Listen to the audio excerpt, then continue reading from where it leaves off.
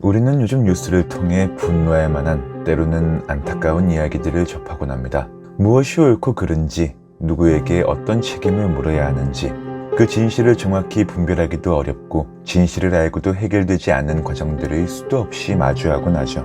이러한 사건들의 반복 속에 전지전능한 누군가가 나타나 나쁜 사람들을 골라내 합당한 처벌을 해주길 바라는 사람들도 많을 겁니다. 이러한 같은 마음으로 준비한 요괴백과사전 오늘 영상의 주인공, 바로 혜태입니다. 바로 영상에서 만나보겠습니다. 혜태는 동양, 그 중에서도 동아시아의 신수로 알려져 있습니다. 혜태는 요임금 시대에 태어났다고 전해지는데요. 그 모습으로는 마치 소를 닮았고, 중국에서 처음 알려진 혜태의 가장 큰 특징은 이마에 나 있는 커다란 뿔이었습니다. 그러나 지금껏 전해져 오는 다른 상상의 동물들과 마찬가지로 혜태도 그 외양에 대한 묘사가 상당히 다양한데요.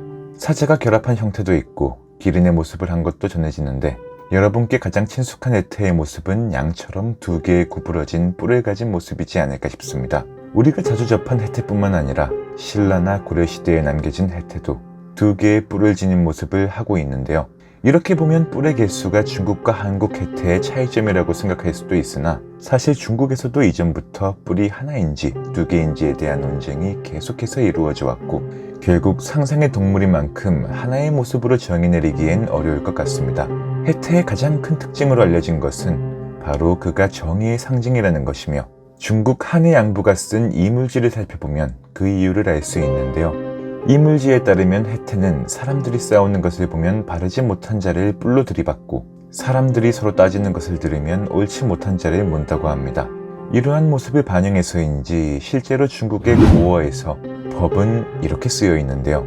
해당 한자는 혜태가 물처럼 고유하게 판단해서 틀린 상대를 받아버린다 라는 의미를 담고 있었다고 하며, 다만 현재는 한자의 간소화 과정에서 혜태가 빠진 법으로 쓰이고 있습니다.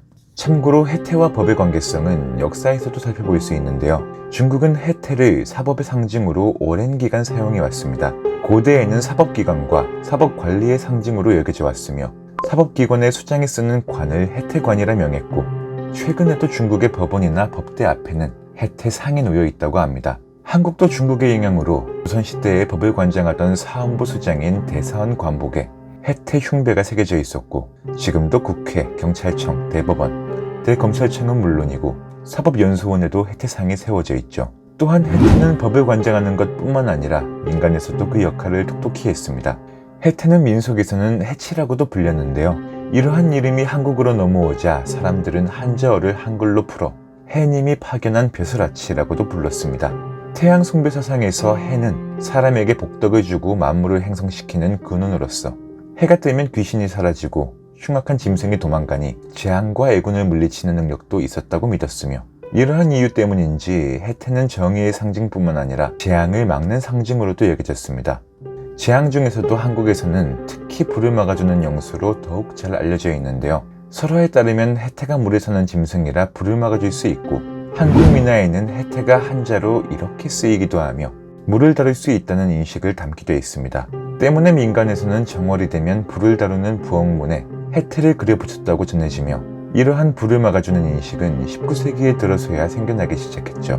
혜태의 화기를 막는 상징성을 가장 잘 담은 것은 바로 광화문 앞에 놓여진 한 쌍의 혜태상입니다. 물론 혜태가 정의의 상징이기도 하지만 전해지는 이야기에 따르면 관악산의 화기를 막기 위함이었다는 설도 있는데요. 관악산이 풍수지리산 그 능선이 타오르는 형상을 한 불기운의 산이었는데, 실제로 태조가 한양에 경복궁을 짓자 궁궐에 화재가 자주 발생했다고 합니다. 사람들은 그 원인을 관악산으로 보고 이를 막기 위해 궁궐의 출입구에 혜태상을 세웠다는 이야기가 남아있죠.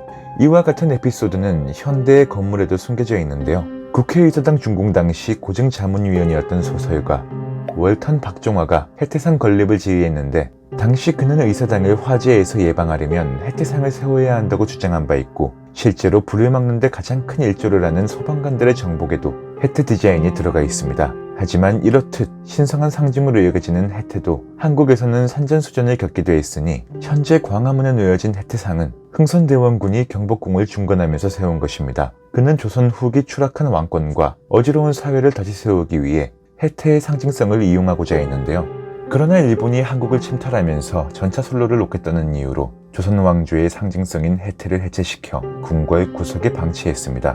그로부터 오랜 세월이 지나 1968년 드디어 혜태가 다시 궁궐의 입구를 지킬 수 있게 되었고 2008년에 이르러 서울을 대표하는 동물로 선정되기도 했죠. 물론 혜태가 항상 민중에게 긍정적인 모습으로 다가온 것은 아닙니다. 어지러운 사회 속 힘든 현실에 지친 사람들은 혜태의 의미에 반감을 가지기 시작했고 결국 혜태 눈깔이라는 단어까지 사용하기도 했습니다. 이는 혜태가 두 눈을 부릅뜨고 문 앞을 지켜도 탐관오리들이 득실되는 현실을 자주하며 혜태의 눈이 마치 아무것도 보지 못하는 모양이라고 비꼰 의미를 담은 것인데요. 현대 사회에도 우리 곁에는 여전히 많은 혜태상이 존재하고 있습니다. 그리고 여전히 많은 부정 또한 존재하고 있는데요. 우리나라 왕조를 바로 세우기 위해 설치되었던 정의의 상징인 혜태가 제 몫을 하는 날이 하루빨리 오기를 바라며 오늘의 요기백과사전은 여기서 마치겠습니다. 흥미로우셨다면 구독과 좋아요 한 번씩 클릭해 주시길 부탁드리며 오늘도 시청해 주셔서 감사합니다.